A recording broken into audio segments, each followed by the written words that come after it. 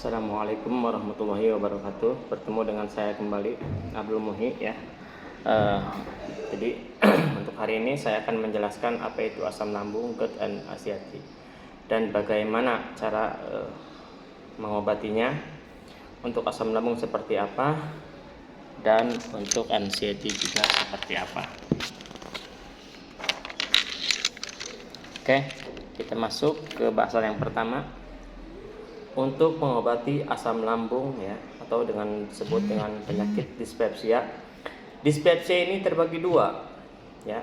Yang pertama adalah dispepsia fungsional, dan yang kedua adalah dispepsia organik.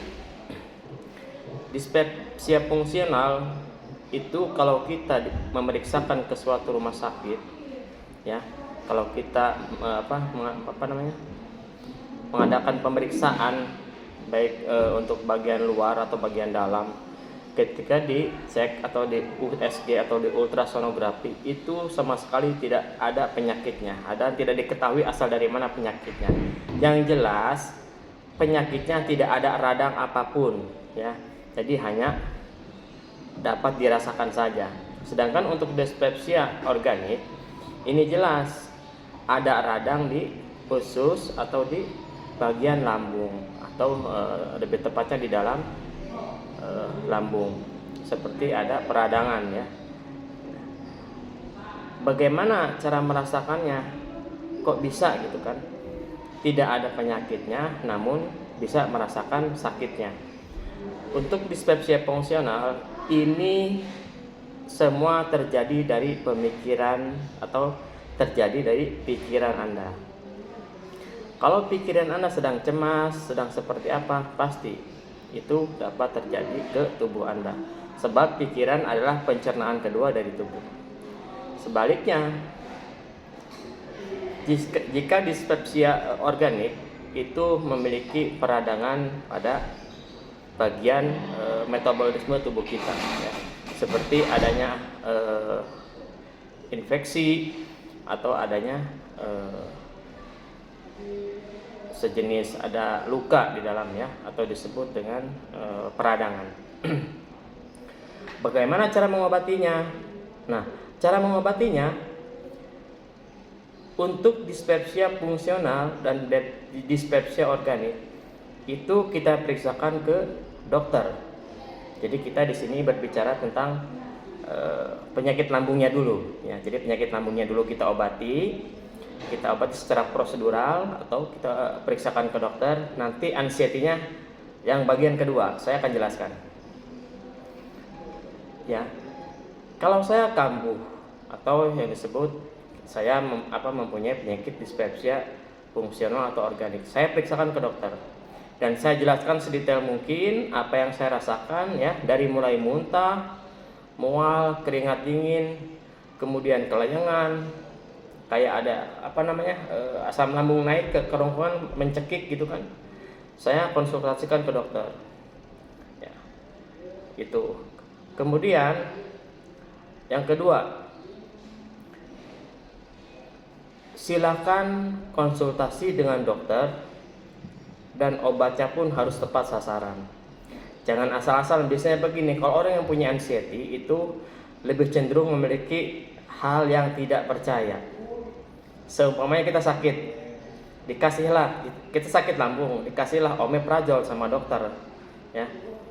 Itu si anxiety pasti berkata begini, obat apaan itu, pasti nggak manjur. Itu salah.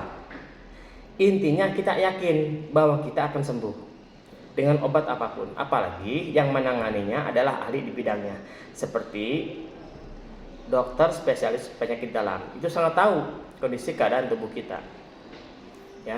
Kemudian bagaimana kita untuk mengobati anxiety-nya? Nah, saya kalau ini agak sedikit sulit. Kenapa saya bilang agak sedikit sulit?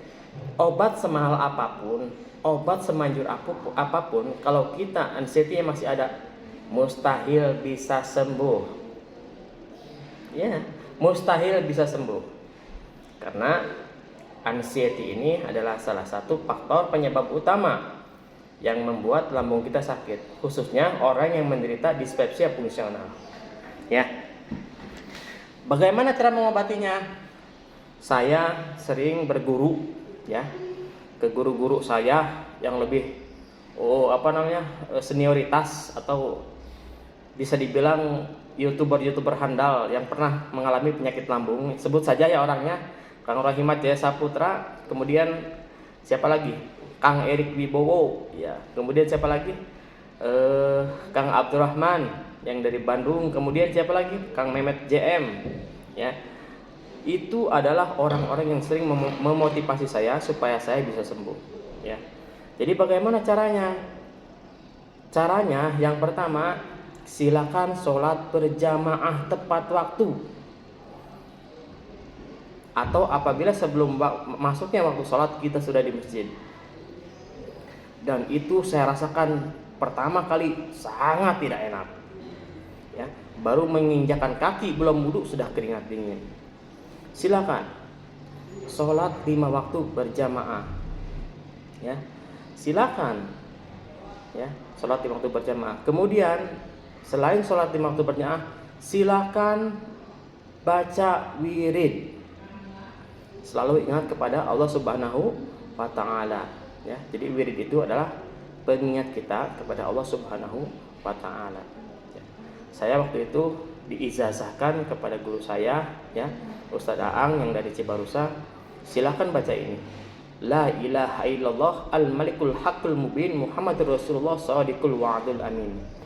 Atau silakan dibaca juga ada ayat Al-Quran, A'udzubillahi minasyaitonir rajim, Bismillahirrahmanirrahim, Laqad ja'akum rasulun min anfusikum azizun 'alaihi ma'anitum harisun 'alaikum bil mu'minina raufur rahim. Fa in tawalau faqul hasbiyallahu la ilaha illa huwa 'alaihi tawakkaltu wa huwa rabbul 'arsyil 'azim. Itu yang sering saya dalamkan setelah setiap sholat 5 waktu.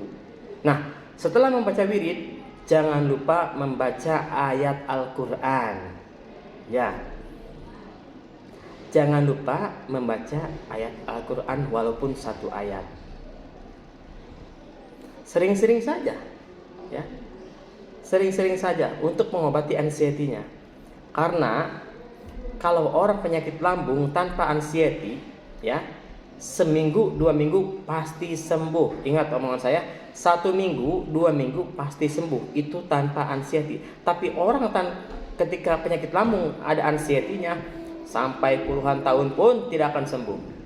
Saya pernah melihat di suatu mentor juga ya, di YouTube, itu sampai 20 tahun mereka belum sembuh ya. Itu 20 tahun belum sembuh ya. Jadi untuk melawan anxiety-nya kita harus membaca Al-Quran salah satunya ya. Jadi 3 faktor itu. Yang pertama sholat berjamaah, kemudian baca wirid yang tadi saya sudah saya jelaskan, kemudian tartil membaca Al-Quran walau ayat atau 1 ayat, walaupun 1 ayat itu ya.